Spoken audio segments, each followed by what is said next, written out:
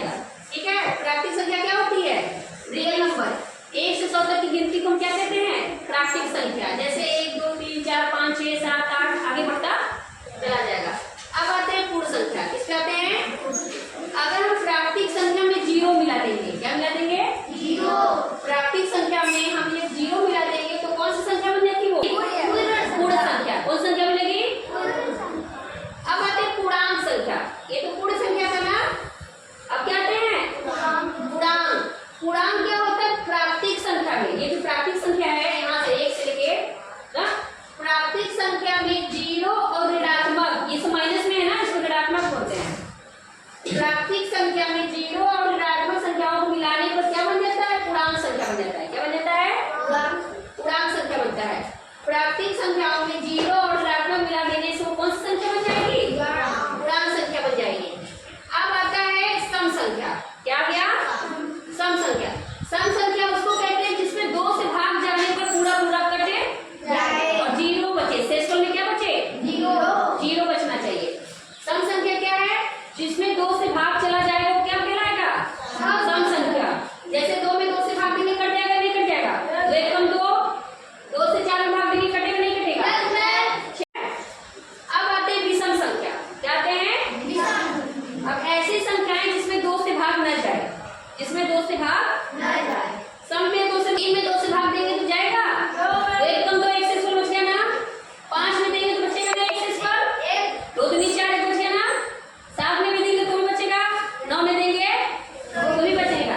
तो ऐसी संख्याएं जिसमें 2 से भाग न जाए, पूरा पूरा विभाजित न हो, शेषफल में एक बचे, उसको क्या कहते हैं? विषम संख्या। विषम संख्या। जैसे 1 3 5 7 9 11 15 ना 17। अब आ जाते हैं भाज्य संख्याएं। किस कहते हैं?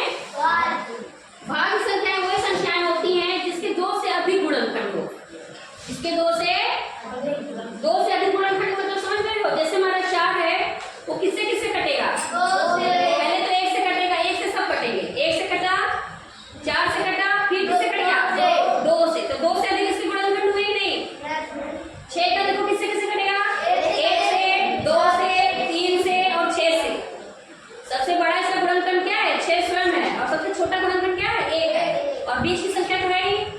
तो भाज्य संख्या क्या होती है? ऐसी संख्याएं जिसके 2 से अधिक गुणनखंड हो, उसको क्या कहते हैं? भाज्य संख्याएं। जैसे 4 6 8 9, 9 भी, 9 में किससे किससे भाग जाएगा? 1 से 3 से 9 से। 1 से 3 से 1 से कटा 9, 3 त्रिका 9 और 9 एकम 9। तो ये भी तुम्हारा क्या हो गया? भाज्य संख्या में, क्योंकि इसके 2 से अधिक गुणनखंड भाज्य हुए, क्योंकि इसके 2 से अधिक गुणनखंड हुए ना। 3 संख्याओं से कट रहा है ना, जो 2 से अधिक संख्याओं से कट जाएगा उसको कहते हैं भाज्य संख्याएं ना। जैसे 4 6 8 9 10। अब आते हैं अभाज्य संख्याएं। क्या आते हैं? अभाज्य संख्याएं ये संख्या होती है जो इसको खाली 2 ही संख्या काट पाए, सिर्फ 2 ही संख्या, एक तो 1 और दूसरा वो संख्या अपने आप को। एक तो 1 काटेगा और दूसरा वो संख्या खुद को काटेगा। जैसे 2 1 से कटा और 2 2 से कटेगा, उसके बाद किससे कटेगा? 2 3 किससे काटोगे? 1 से और 3 से। 5 को 5 से, 7 को और 13 से। अब आ जाता है सअभाज्य संख्याएं। क्या गया? सअभाज्य संख्याएं मतलब ऐसी संख्याएं, ऐसी अभाज्य संख्याएं जो साथ साथ हो ना। जैसे 2 और 3 क्या है? अभाज्य संख्या है ना, लेकिन इन दोनों को बगल बगल लिखा गया ना साथ में, 2 के बाद 3 ही लिखा गया है ना। तो सअभाज्य संख्या क्या होगी? ऐसी संख्याएं जो साथ साथ हो। जैसे 2 के बाद 3 आ गया तो अभाज्य संख्याएं दोनों। 5 के बाद कौन सी संख्या थी? 7। ये दोनों अभाज्य संख्याएं हैं, सअभाज्य संख्याएं हैं।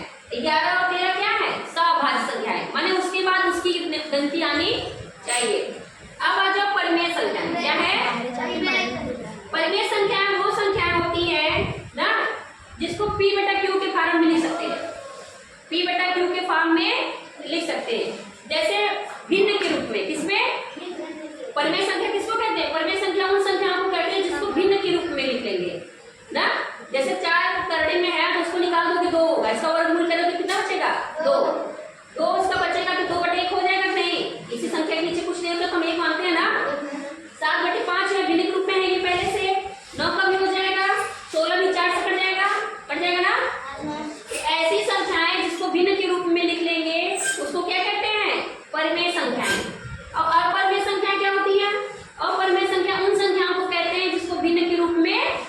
सकते। जैसे करने में 5 कटेगा नहीं, अनंत तक कटेगा ये, तो ये भिन्न क्यों है? ये तो इसमें आएगा, ठीक है। 22/7 तो भिन्न के रूप में हो गया ना, समझ में आएगा मोटा मोटी? फिर से बोले,